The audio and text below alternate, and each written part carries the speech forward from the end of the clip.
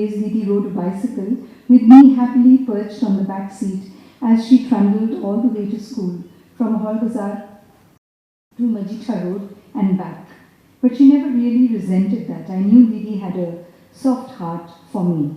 In my favorite photograph of the two of us, we are on a tiny little tricycle going round and round in the Vera.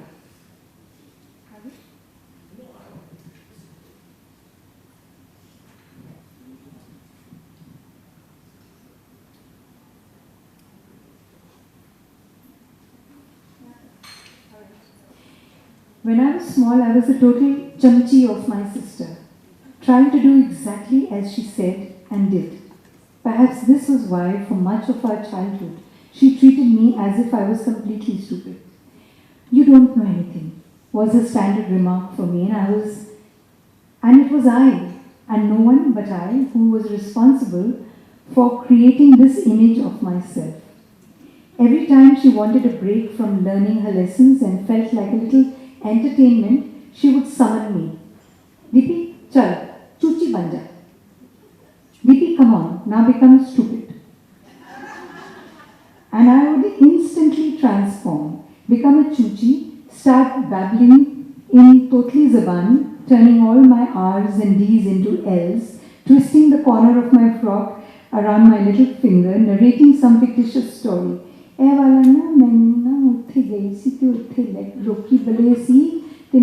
all that. I went.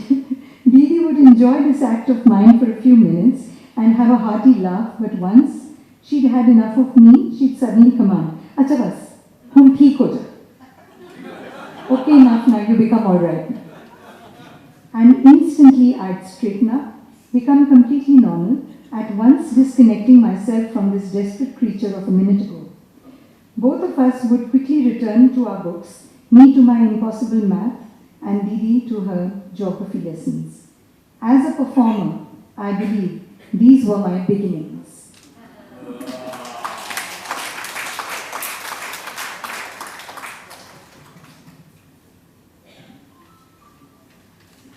Are you enjoying Didi? Are you all enjoying listening? You know, it's always, you don't know where to stop, where to begin, where to just keep chatting. But I know one thing, I told her, it's very difficult that you eventually figure out which is the right medium for you to express your being.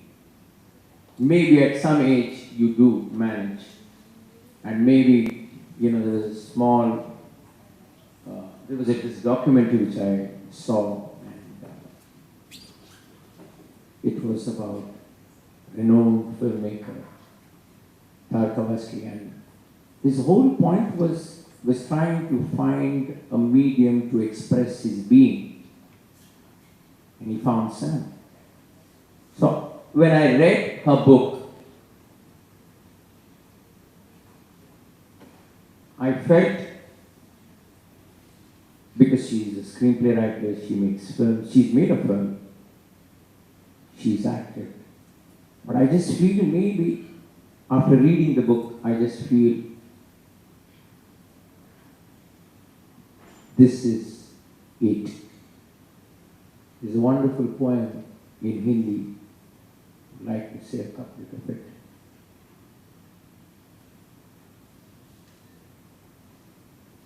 बाकी कविता शब्दों से नहीं लिखी जाती,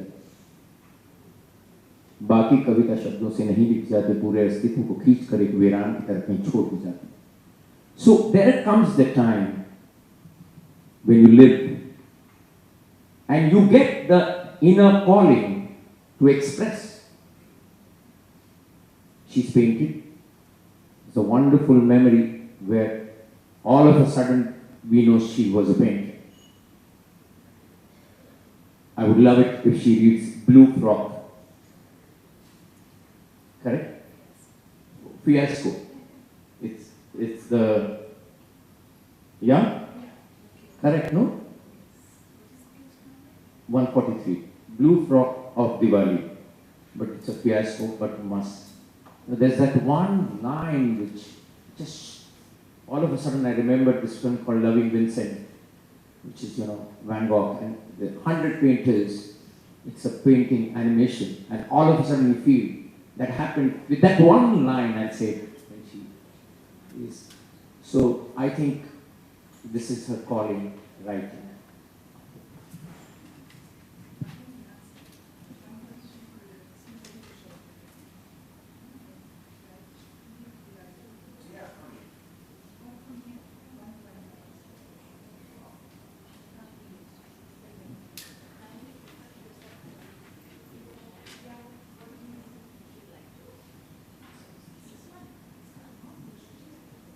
Hello, hello.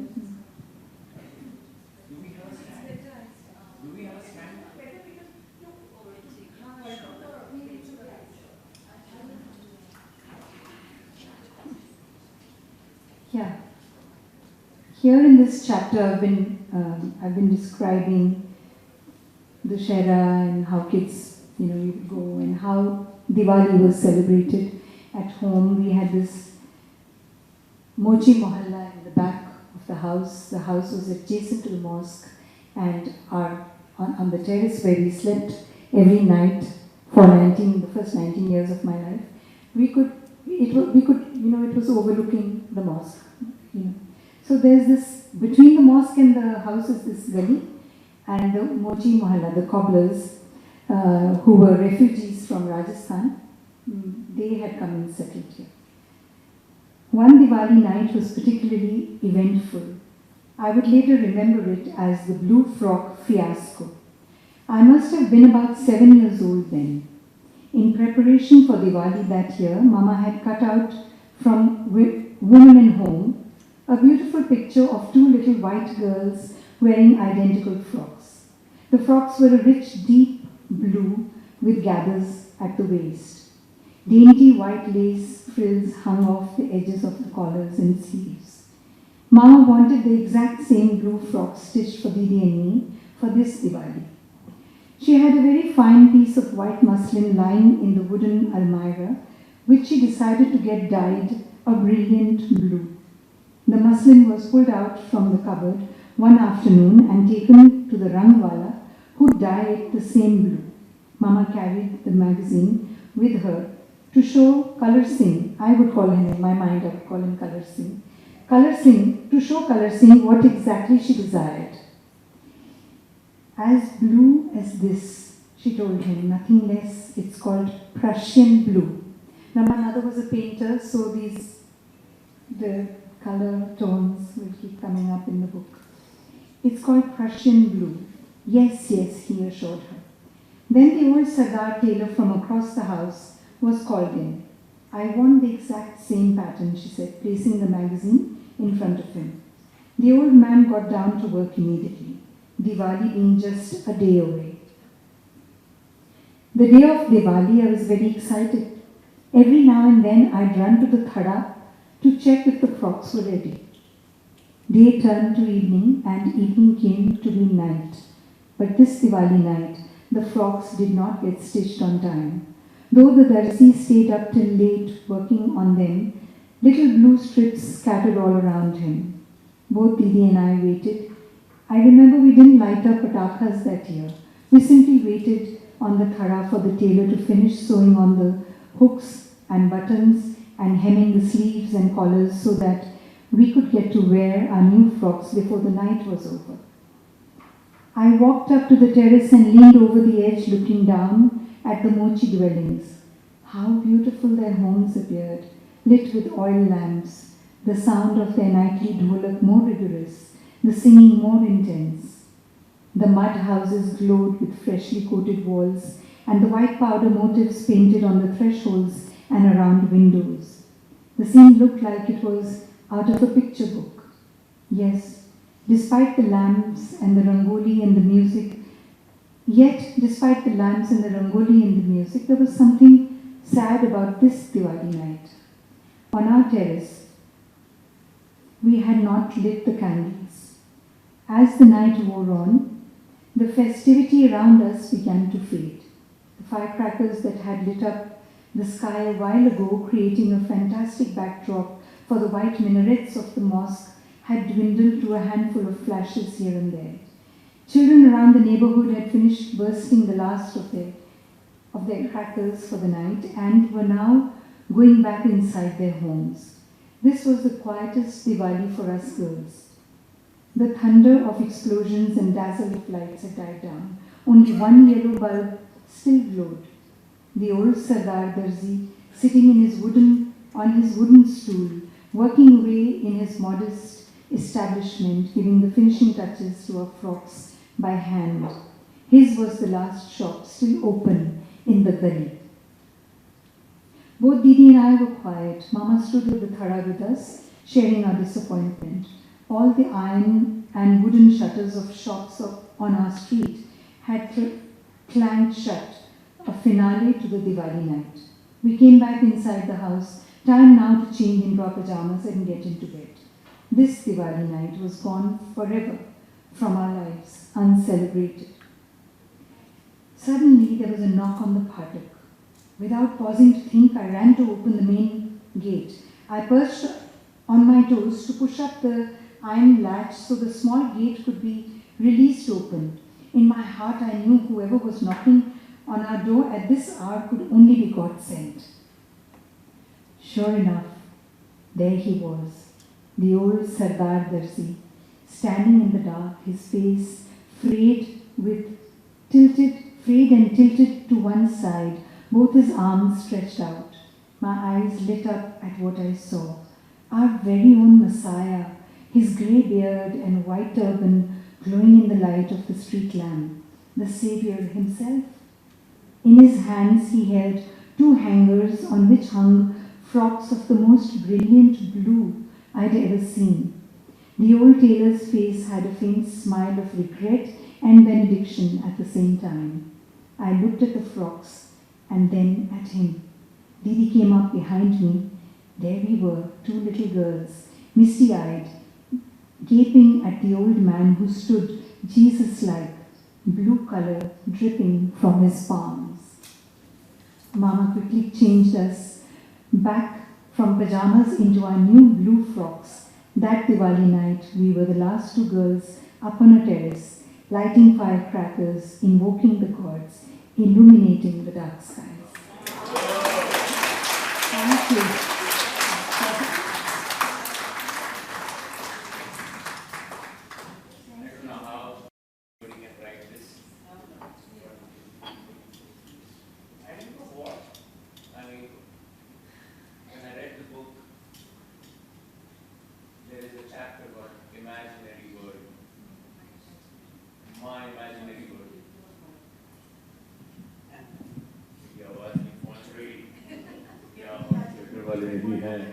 No, sorry.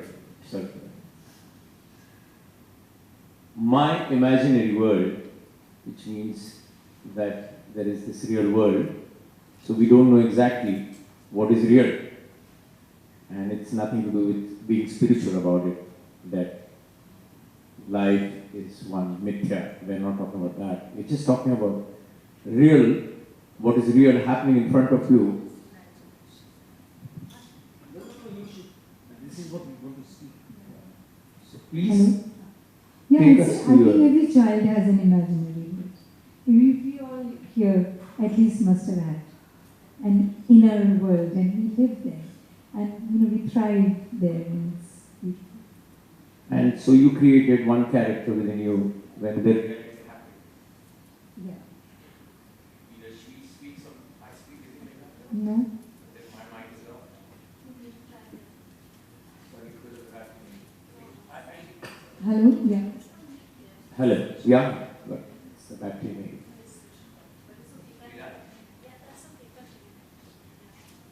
It's called self-sense.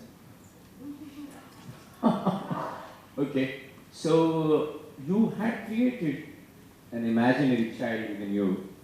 And what was it like? I mean, you when was that first which occurred to you? When did this world start? I don't exactly remember that, but because I used to live in my inner world so much that I didn't quite at that time understand it as being so different from each other.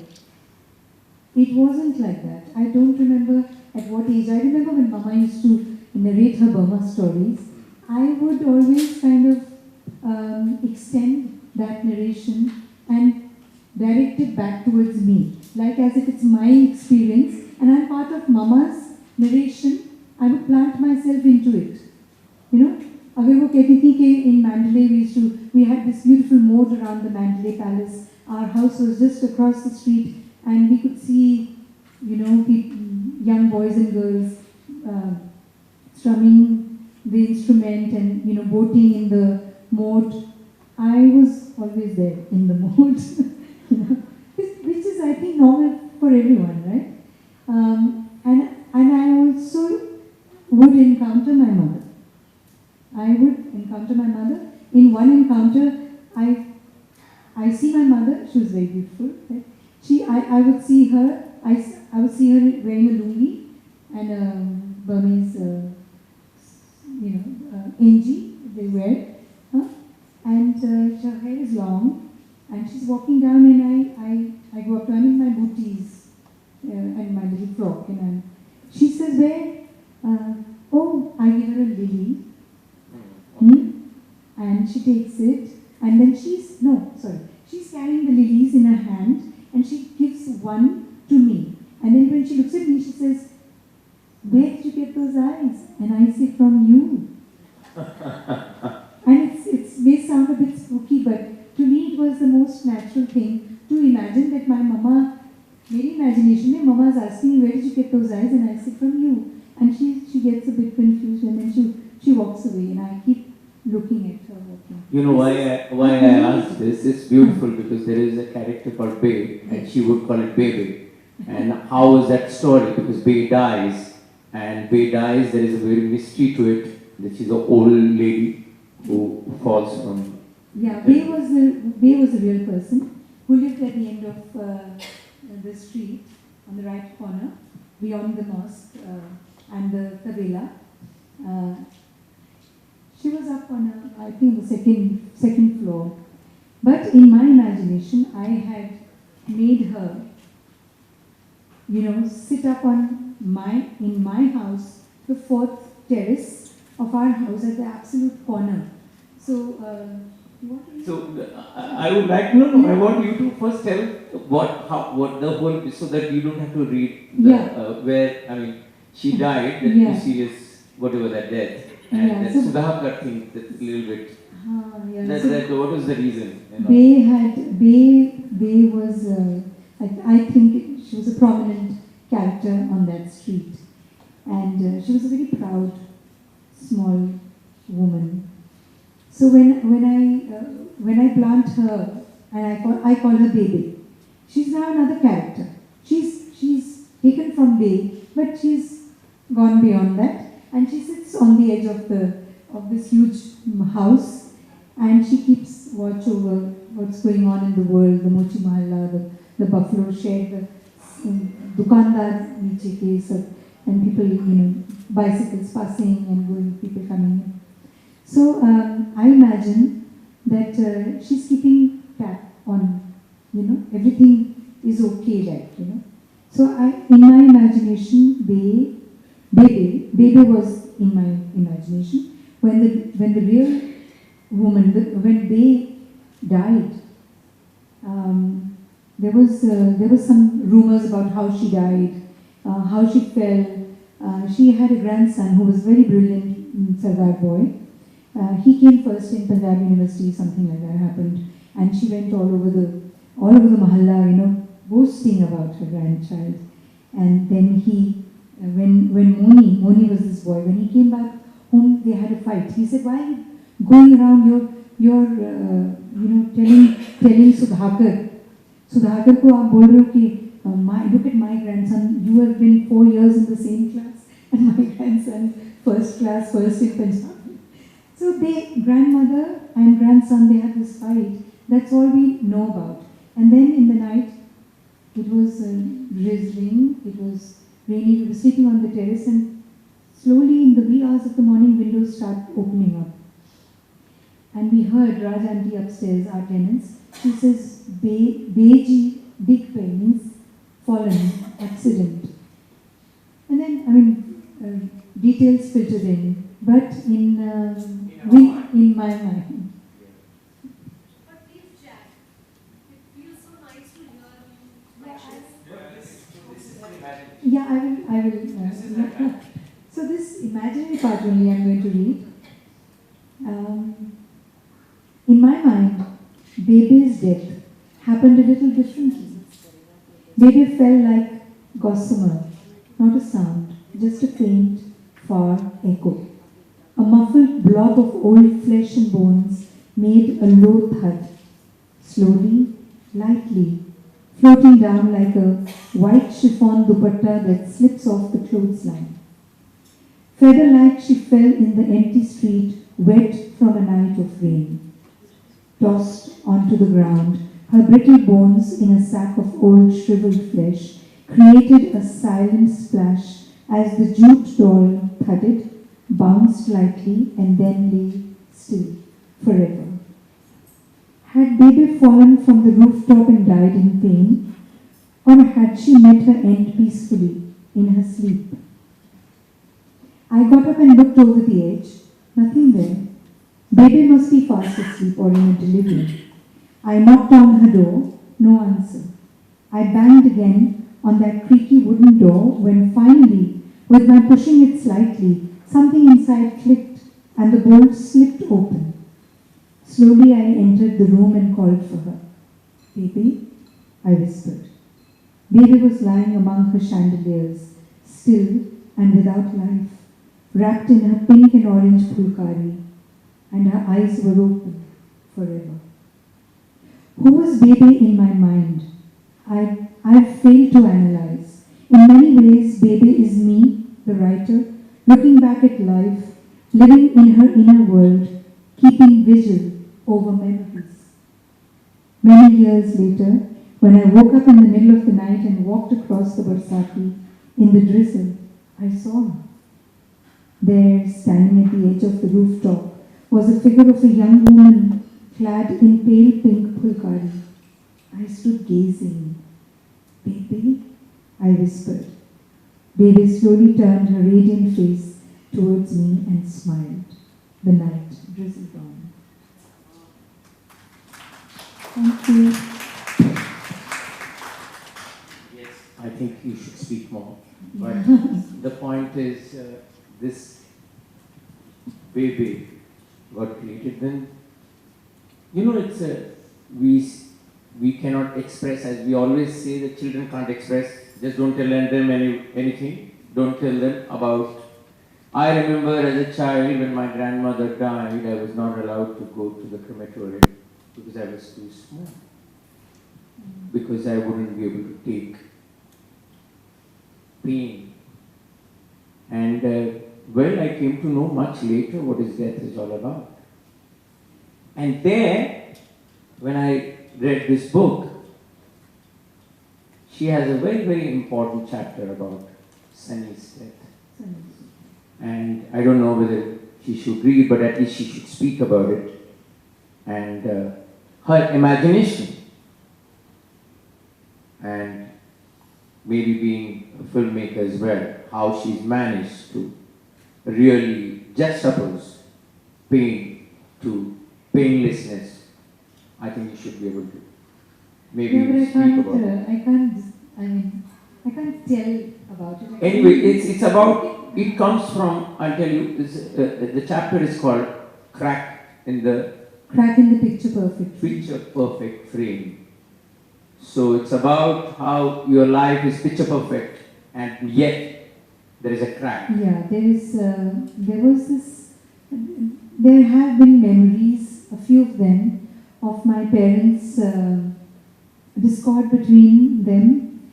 My parents decided to move away from each other at a very late age in their life, almost in their 70s. But I, as a child, had seen, I remember a few instances. So I have talked in the book about that and how it impacted me and how it never really let me feel completely secure in any one relationship, thinking always that everything that seems perfect is going to end. No? So that kind of psychological effect or damage had been done, I guess, since childhood. But in this, then I also speak about my mother. Between me and my younger brother, there were 3 offspring that she gave birth to, and she lost 3. There was some defect at birth that would happen, and only one child, a boy, survived for about 8 months. But after 8 months, he did come home. Otherwise, Mama was always, I remember coming back from the hospital empty-handed. This boy, Sunny, because he was with her for 8 months, so she could never really get over Sunny's death. She kept, till the end of her life, she kept narrating how Sunny passed away, how Sunny died in her arms, how he kept looking up at her face as if asking, Mama, can't you help me? Can't you save me?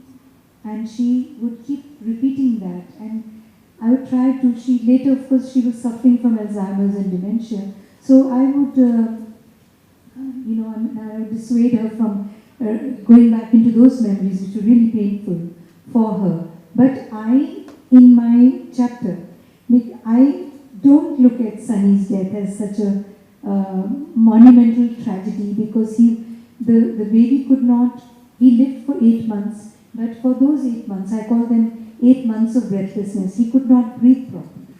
He couldn't breathe. So that little thing, I will do that. That will be the last reading. Then we can all chat.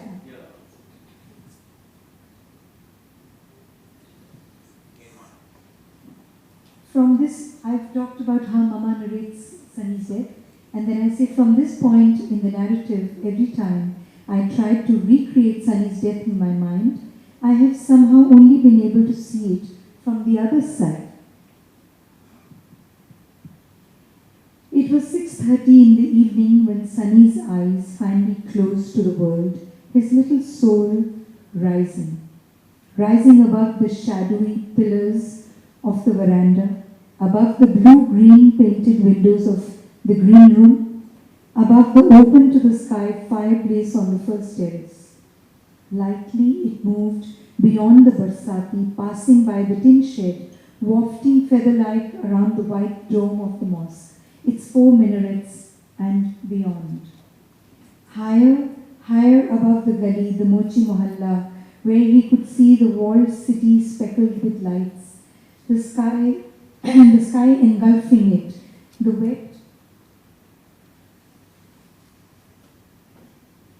wet earth below turning to a mere shimmer. Sunny could see it all now with clarity.